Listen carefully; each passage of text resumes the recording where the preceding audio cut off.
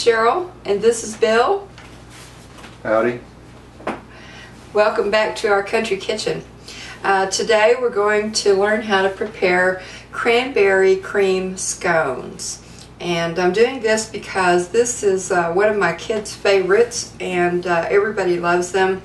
The good thing about scones is they make a great breakfast side or a snack, and they're not very sweet.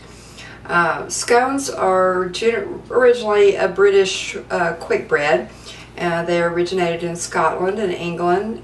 And so anyway, we're going to make cranberry scones. Now, you can use another fruit, but this particular recipe that I like includes almond extract, and that gives a certain flavor that might only go with certain fruits. I don't know. I've done cherries and cranberries, and everyone likes the cranberries best, so we're going to go with that. And just to real quickly show you the ingredients that we have today, we're going to have flour and the dried, these are craisins, they're dried cranberries. Make sure you can see those. We're going to soak those in water to plump them back up. And we've got salt. We're going to use half and half instead of milk because that gives a nice rich texture. Makes them nice and fattening. And again, the almond extract, sour cream, an egg, a little bit of sugar, water, and butter. And so that's everything that we need. And oh yeah, and the cream of tartar. We got cream of tartar. So those are the ingredients that you'll need to make your cranberry scones. And you're going to need a rolling pin, and this was my great-grandmother's rolling pin, and it really does the job. I have a new fancy one, but I don't like it. I stick with this one. Also have my great-grandmother's wooden baking spoon, which you're going to need a heavy-duty spoon because the dough has to be stirred, and it's very heavy. And wax paper if you need to roll your dough out on. So that's everything we need to make the scones, and we'll get started. Okay, I'm back with my boiling water. The first thing we're going to do, first thing you need to do is turn your oven on to 400 on bake and have that warming up. So now we're going to take our dried cranberries, and this is a 3/4 cup measuring cup. You want 3/4 of a cup. And we're going to pour them into a bowl, and then we're going to have we have 1 cup of boiling water, which I've already boiled on the stove.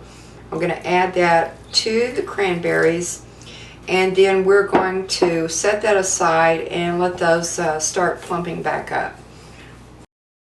Okay, our cranberries are plumping in the boiling water, and now we're going to take a large mixing bowl, and first we're going to add our dry ingredients.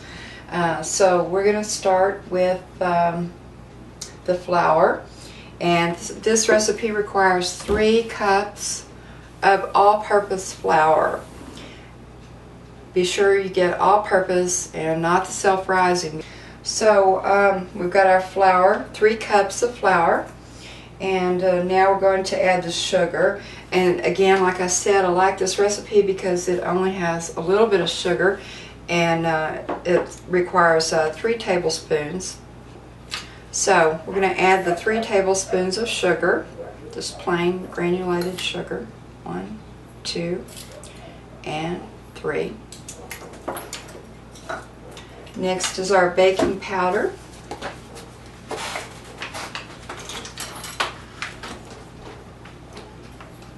And it actually takes a lot of baking powder, more than other recipes. It's a tablespoon. Usually you'll use a teaspoon or 2, but this is a whole tablespoon of baking powder. So we're going to add that. Okay, we're going to do a 1/2 teaspoon of salt. And put that in. Okay, and the only thing left with our dry ingredients then is our cream of tartar. And we're going to use a 1/2 teaspoon of cream of tartar. And there we go. Okay, that constitutes our dry ingredients. Now the next thing we're going to do is we're going to cut in our butter. Your butter should be room temperature. Real butter is preferable because you want, this is a rich bread. So I mean, you can use margarine, but if you want it to be really good, then real butter is the way to go. Room temperature, or you can hit it with the microwave. I hit this for about 20 seconds, so it's pretty much the right texture. We're going to go ahead and add a half a cup of butter, which equals 1 stick. You can use a pastry cutter, or I just use knives. They're easy. This is how my grandmother taught me, so this is how I do it. And you just, can you see that? Okay. Oh, sure. What I'm doing with the knives, just crisscross, cutting. You're cutting the butter in. So just cut all the butter pieces until they're about the size of a small pea, and then your mix will be ready to work with. So we'll just get that butter cut in here. It's going pretty quick, at just the right texture. If it's too hard, you know, it makes this work a lot longer. So, okay, we've got our butter cut in, and next we're going to add the rest of the ingredients. Alright, the next thing we're going to do is we're going to add our egg, but first we have to separate the egg. And we need to separate the yolk from the egg white. So we'll do that. And there's our white, and there's our yolk. Okay, we're going to set the white aside because we're going to use that in a little bit on the tops. For now, we're going to just I need a fork. Bill, can you get me a fork? Sure. I'm going to put the egg yolk into a separate bowl. Our dry ingredients are in another bowl. And then I'm just going to whip my egg yolk real quick to break it up. Okay. And then we're going to add our sour cream, which is going to be a half a cup. I guess I should have had all this done already, but I was just ready to get these scones started. I mean, you can't blame me. Alrighty, I'm going to go with a half cup of sour cream. And get as much of that out of there as we can. Okay, there's our sour cream. And the next thing is our half and half. And we're going to use 3/4 of a cup of half and half cream. You can do it with, I've done it with milk when I didn't have cream. It's just not quite as fluffy and rich, or as fattening. But here we go. We're going to add that half and half. Okay. And what else do we have? The only liquid left is our almond extract. And we're going to add a teaspoon and a half of that, which is a pretty stout dose. The stuff's pretty potent, so don't overdo it and don't spill any in there. I learned that a long time ago. Don't pour it over the bowl. Okay, there's 1 teaspoon and 1 1/2. Okay, there's our almond extract. And so we need to mix all this up. The sour cream's a little lumpy, so that's the main thing, is to get the lumps out of the sour cream. Get it, kind of whip it, as long as it doesn't start splashing out of the bowl, but that gets it done pretty quick. Okay, now we're going to take our liquids and we're going to add them to our dry ingredients. And here we go.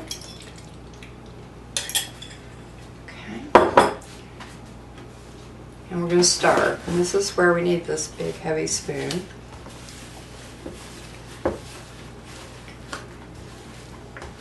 It's turning into a dough.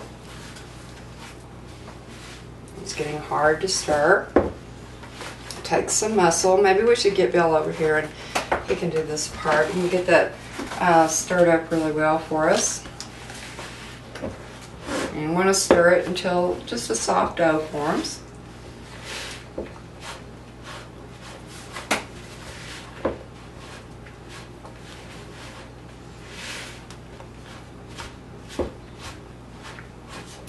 until you get all your wet and your dry ingredients combined and it gets to the consistency that it looks like you could start to work with it. So Bill, whenever you feel like it's to that point and it's done as much as you can do with stirring it, then we're going to turn it out onto our board and we're going to knead it next. And that also takes some muscle. So how's it coming? Good. You're gonna have to. I think you're about there. Yeah, I think that's about it. When it gets where it won't do anything else but clump. So you're there. Okay, now we'll get our board ready and we'll come back and start kneading the dough. Okay, we're ready to work our dough, and I've got my cutting board lined with wax paper so that it's easier to clean up. You don't have to do that, but it makes it easier. So now I'm just going to take some flour and sprinkle my board and get ready to roll my dough out. And that should be enough to start. We'll have to add more as we go. So we're just going to take this dough and get it out. I'm going to kind of mesh it up here into, we've got to get it into a ball anyway. So mush it up, get it into a ball where it's easier to get out onto the board. And take that, Bill. Okay, now we're ready to start working it. So what we're going to do is we're going to knead the dough. So it's lying in its ball, and you're going to pull the top towards you, and then take the heels of your hands and push down. Okay, and pull and push down. And we're going to do this 6 to 8 times. It's sticky, so you're going to want to be sprinkling with extra flour as you go. Okay. So push and pull, push and pull. That's about 4 times. A little more flour. Push and pull, push and pull. That's about 6, 7. And we'll do one more. Okay, push and pull. Okay, and so now what we're going to do is we're going to cut the dough in half, and it seems to be wanting to do that on its own. Bill, I'm going to need like a large butcher knife. So we're going to have to slice these up. Okay, so we've kneaded the dough and we've got it divided into half. So now we're going to take each half and we're going to shape those into balls. Get a nice round ball, and you may have to work a little more so you get the texture right and get the holes out of it. You can just lay that down like maybe you have it in just a minute. I will. Okay, we got our first ball, and I'm going to sprinkle more flour underneath it. And we'll just set this other bit of dough out of the way.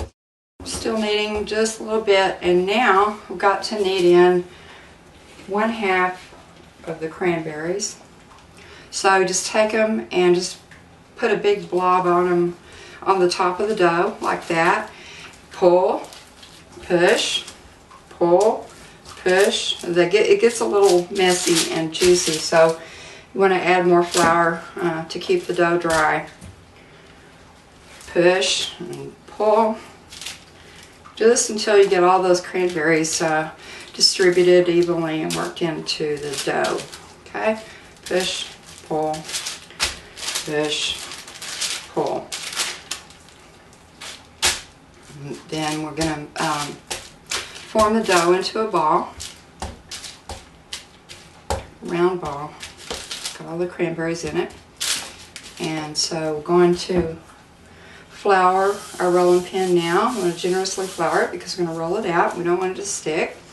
And we're going to roll it into a 6-inch circle. And we've got a little hole there, so just kind of fill that in before you roll it on out. And 6 inches, that's probably pretty close. I'll tear that off. It's not cooperating. Maybe just a little flatter.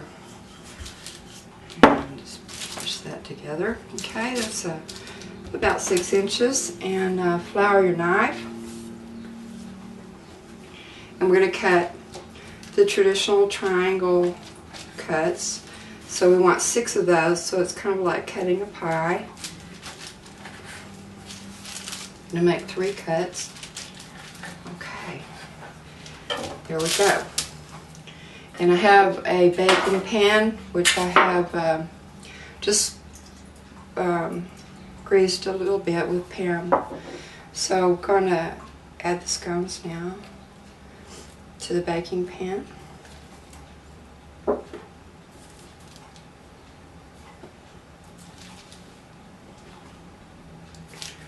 And I'll go ahead and get this other half ready, and then we'll be able to finish up. Well, we're on the last leg now, and what we're going to do is we're going to take our egg white that we had set aside earlier. I'm going to pour it into a mixing bowl, and we're going to beat that until it's foamy. You probably use an electric mixer. I use my grandmother's because that's how she taught me. So I'm just going to get this kind of noisy, but it doesn't really help that. Just going to beat that egg white until it starts getting foamy. Just like if you were making a meringue, but not that foamy.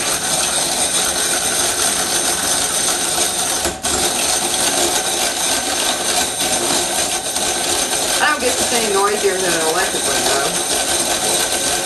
Probably the electric would be noisier. There, it's starting to bubble, it's starting to foam. And besides, this is way better exercise than those old lady arms. Now, got it nice and frothy. Set that aside. And, oh, I need my pastry brush to do this with. So now we're going to take our scones, got them all ready on the pan. It's kind of messy, but they're messy. Yes. Yeah, while Bill's getting the pastry brush,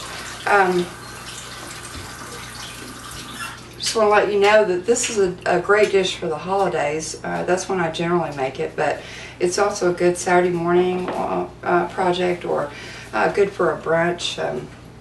And like I said at the beginning, snacks for the kids that aren't sweet. So there's a lot of great uses for scones. And when they eat them in England, I've read they eat them with jam and with their clotted cream. And I've never tried either, but I'm looking forward to going over there someday and trying that.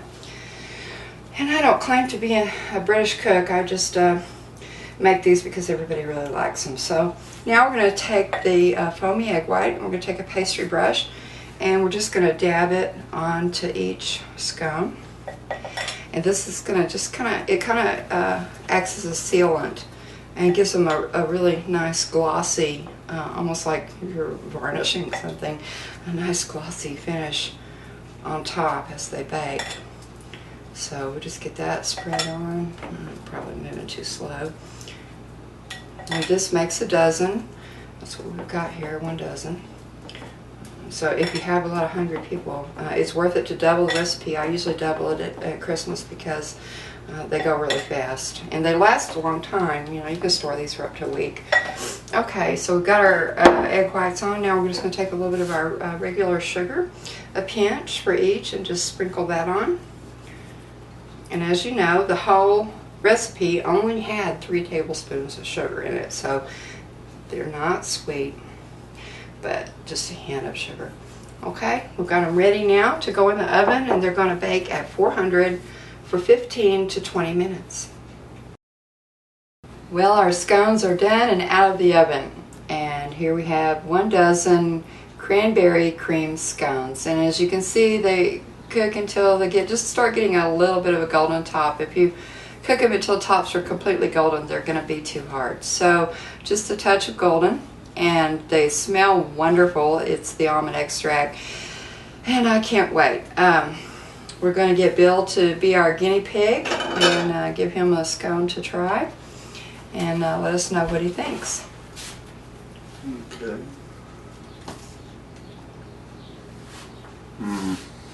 Excellent. Primo. I'm ready for mine. And my favorite way to enjoy scones is with a cup of hot tea, just like they do in England, and I like the English breakfast tea. Of course, I know that they don't use tea bags. I have to use tea bags because I live in Timbuktu. So anyway, I'm ready to have mine, and we're going to have our scones. So thanks for stopping in our country kitchen. I hope you enjoy the cranberry scones as much as we do. See you next time.